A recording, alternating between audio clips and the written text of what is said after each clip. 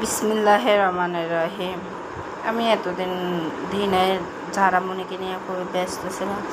তারপর আমি ঝাড়ামণিকে নিয়ে গিয়েছি আমার এখান থেকে আমার মেন রোডে যাওয়া অল্প একটু সময়। যে তখন আমার ঝাড়ামণির অবস্থা দেখে যেন আমার দম বন্ধ হয়ে আসতেছে, খালি আল্লাহ আল্লাহ করে তাকে আমি ফুল দিতেছি। তারপর একটা সিএনজি পাই, সিএনজিতে আমি নিয়ে সরকারি হাসপাতালে গিয়েছি। অনেক সময় আপনারা প্রাইভেটে যান, দেখা যায় প্রাইভেটে আপনার সহজে বড় ডাক্তারগুলো থাকে না, তাই আমি প্রাইভেটে না যাইয়ে সকালবেলা, আমি সকাল না ঠিক দুপুরবেলায় আমি যেহেতু 11:30 থেকে 12টা এটা হয়েছে, সরকারি হাসপাতালে গিয়েছি। আমার হাজব্যান্ড আগেভাগেই বলে রাখছে, তখন ও আসার আগে আমি যাই পৌঁছেছি, তখন ডাক্তাররা দেখে পুরাটা শরীর চেক করছে, না তার কোনো সমস্যা নেই।